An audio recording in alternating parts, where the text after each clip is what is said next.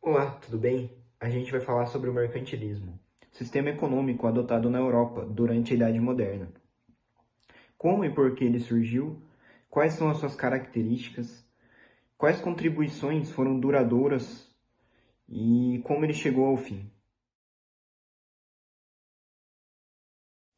No fim da Idade Média, nos deparamos com uma enorme crise na Europa, resultado da fome devido a mudanças climáticas, doenças como a peste negra e conflitos como a revolta dos camponeses e a Guerra dos 100 Anos.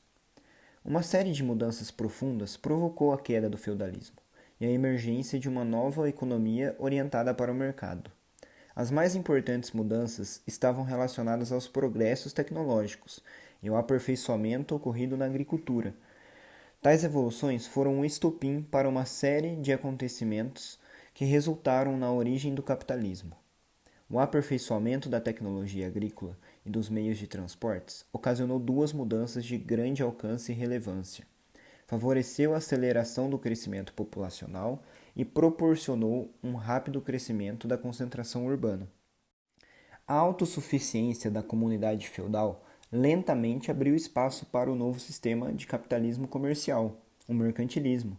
As cidades que haviam crescido na Idade Média se tornavam cada vez mais importantes. O comércio ocorria tanto dentro do país como entre países. A descoberta do ouro no hemisfério ocidental facilitou e ampliou o comércio.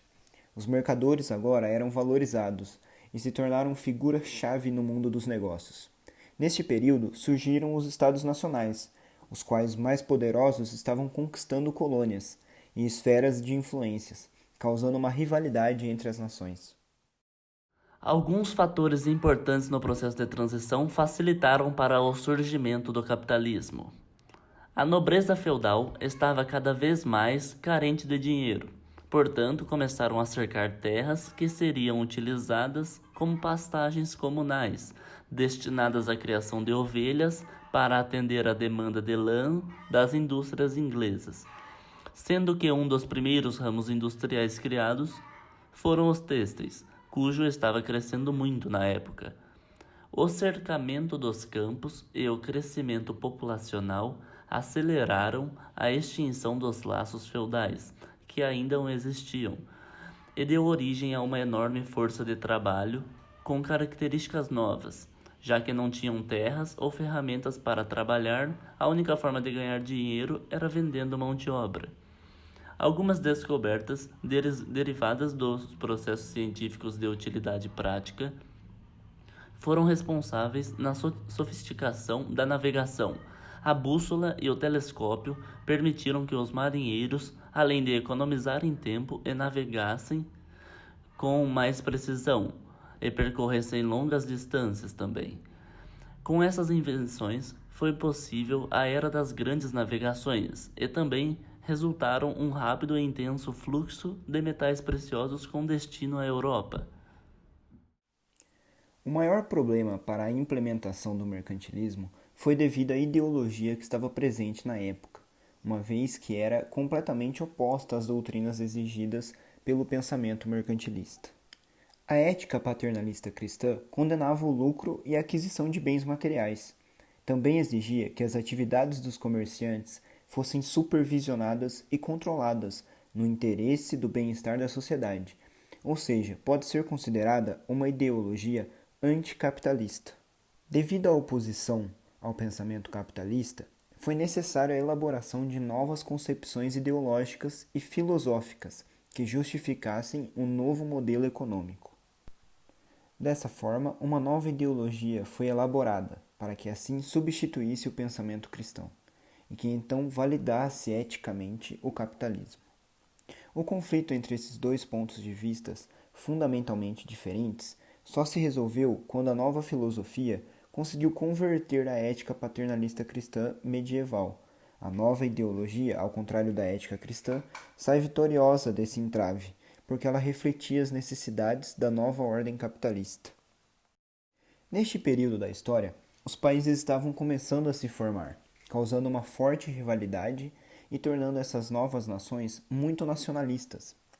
Nessa época, podemos ver os fluxos comerciais surgindo e se expandindo pelo globo, com o avanço das navegações. Mas a característica mais marcante sobre o mercantilismo é o metalismo. Chamados muitas vezes de bulionistas, os mercantilistas eram fissurados pelos metais, como forma de dinheiro, até porque nesse tempo, devido ao nacionalismo, a forma de mostrar a riqueza de um país era pela quantidade de ouro que ele tinha.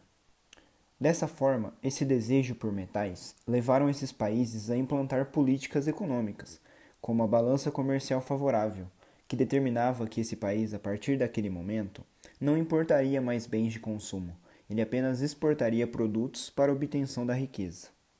Em busca por essa riqueza, as novas nações europeias começaram a explorar suas colônias, buscando mais ouro. Além do mais, podemos ver os países europeus não querendo importar, mas apenas vender, e vender com certa restrição. Matérias-primas eram uma exportação proibida, para evitar que outro país lucrasse em cima dessa matéria-prima.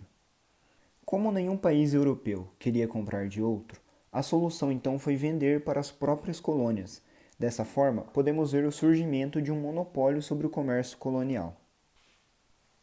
Podemos concluir que essas nações tinham um forte controle central, ou seja, o governo implantava certas medidas na economia, interferindo no livre comércio e favorecendo as práticas mercantilistas.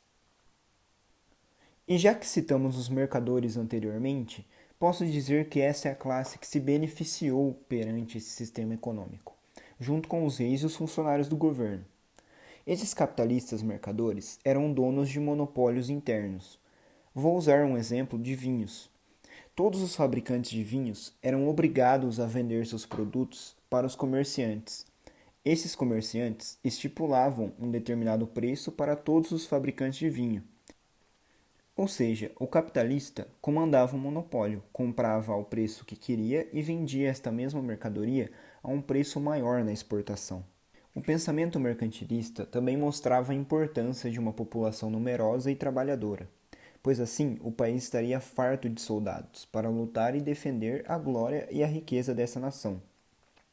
Mas também manteria uma alta oferta de mão de obra, dessa forma mantendo os salários baixos. Consequentemente, o preço do produto que seria produzido por essa mão de obra seria mais baixo, obtendo uma maior vantagem na exportação, por vender mais barato que outros países. Algumas razões provaram a importância da escola mercantilista em sua época. O rápido crescimento do comércio exigia mais dinheiro em circulação, e como os bancos eram pouco desenvolvidos, não conseguiam produzir esse dinheiro. Assim, o argumento para o acúmulo de ouro e prata, embora fosse feito de maneira exagerada, fazia certo sentido.